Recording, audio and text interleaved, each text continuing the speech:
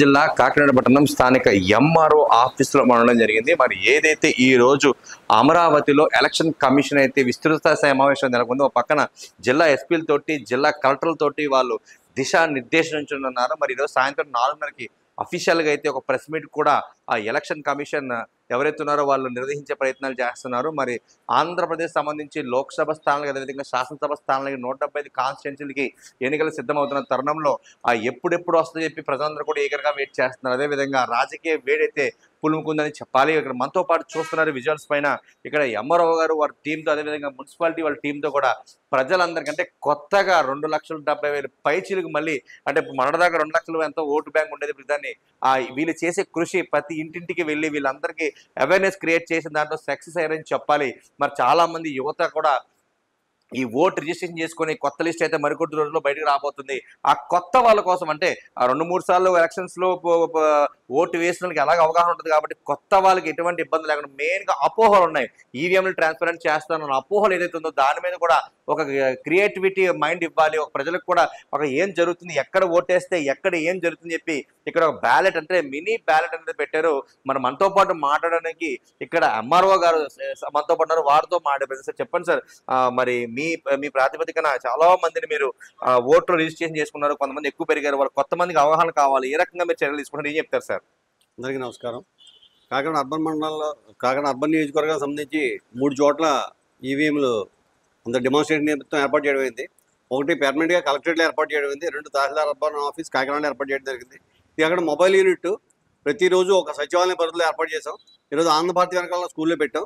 దీని మీద కొత్త ఓటర్లకి అలాగే దీని మీద ఎవరికి అపోహలు ఉంటే కనుక ఏ విధమైన అపోహలు లేకుండా పూర్తిగా సమగ్రంగా వాళ్ళకి అపోహలు నివృత్తి చేయడానికి గాను ఎన్నికల కమిషన్ ఆదేశం మేరకు జిల్లా కలెక్టర్ ఆదేశాల మేరకు ఏర్పాటు చేయడం జరిగింది.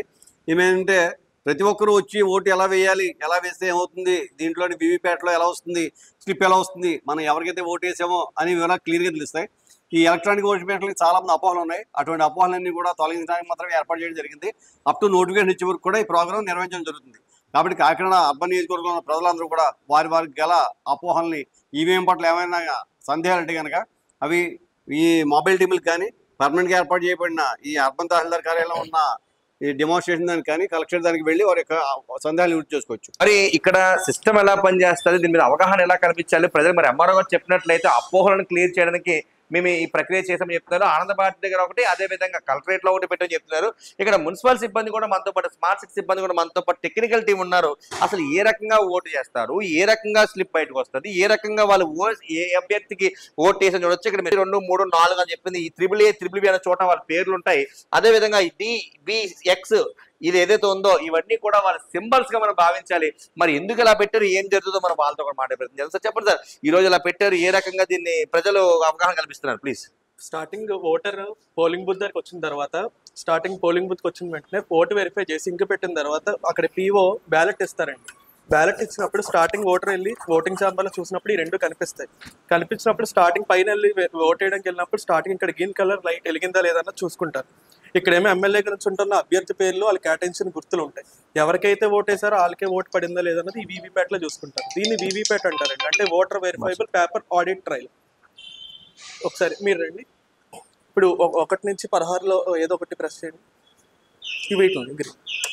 సో మీరు 4D ఈ సింబల్కి చేశారు, ఇక్కడ అదే వచ్చిందో లేదు చూసుకోండి. ఓకే, అలా మీరు ఎలక్షన్లో ఎవరికైతే ఓటేసారో వాళ్ళకే పడిందా లేదన్నది ఈ వీవీప్యాట్లో వెరిఫై చేసుకుని వెళ్ళాలి. ఇలాంటివి 16 కన్నా ఎక్కువ అభ్యర్థులు ఉన్నప్పుడు ఇంకో వీవీప్యాట్ సిరీస్లో కనెక్ట్ చేసుకుంటూ వెళ్తారు. అలా ఒక ఎలక్షన్లో 364 అభ్యర్థులు ఉంచవచ్చు. ఇలాంటివి 24 బ్యాలెట్ యూనిట్స్ కనెక్ట్ చేసుకుంటారు. ప్రతి 5 ఆటలకు ఒక బ్యాలెట్ యూనిట్కి వెనకాల బ్యాటరీ ఫిక్స్ చేసుకుంటారు. మొత్తం ప్రాసెస్ ఇది. మరి ఆయన స్పష్టంగా ఒక యువకుడికి కూడా, అంటే కొత్తగా ఓటర్ రిజిస్ట్రేషన్ యువకుడికి కూడా ఆయన పెట్టి ఏ రకంగా వస్తుందని చెప్పే ప్రయత్నం చేశారు. సో ఇక్కడ వాళ్ళు ఎవరైతే ఎలక్టరల్ ఆఫీసర్ లోపల ఉంటారో వాళ్ళు ప్రాసెస్ చేస్తారో, చేసిన తర్వాత ఇదిగో ఇది ఈ బ్యాలెట్ బోర్డ్. ఈ బ్యాలెట్ బోర్డులో మీరు చూస్తున్నారు ఇక్కడ ఏ పార్టీ అభ్యర్థి అయితే ఆ పార్టీ అభ్యర్థి పేరు, వాళ్ళ సీరియల్ నంబరు, అదే విధంగా వాళ్ళ లోగో, ఆ పార్టీ సింబల్ ఏదైతే ఉందో ఆ సింబల్ అన్ని కూడా ఇక్కడ ఉంటుంది. వరుసగా ఈ స్ట్రెచ్ లో ఉన్న తర్వాత ఏ పార్టీకి అయితే వాళ్ళు ఓటేస్తే, ఫర్ ఎగ్జాంపుల్ ఈ 7 టైమ్ న్యూస్ ఖచ్చితంగా 7 అనే దాని మీద ఓటేస్తుందంటే ఈ 7 టైమ్ న్యూస్ GGG అనే వ్యక్తికి వై అనే గుర్తుకి ఓటేస్తుంది. కాబట్టి ఎప్పుడైతే ఓటేసామో కొత్తగా ఓటర్లకి చెప్పి ఇన్ఫర్మేషన్ చేసే ప్రయత్నం 7 టైమ్ న్యూస్ చేస్తుంది. అలా ఓటేగానే అక్కడ వై కనబడుతుంది.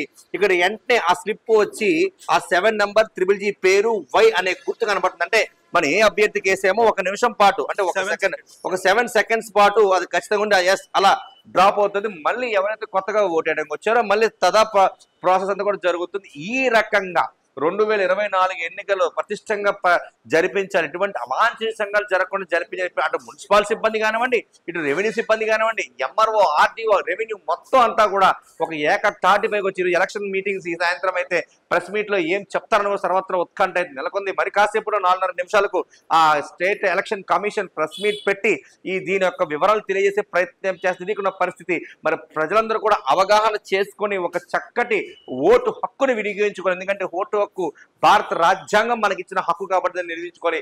ఇది కూడా పరిస్థితి. కెమెరా పర్సన్ మనోజ్తో Sagar, 7 time news, Kakinada MR office నుంచి.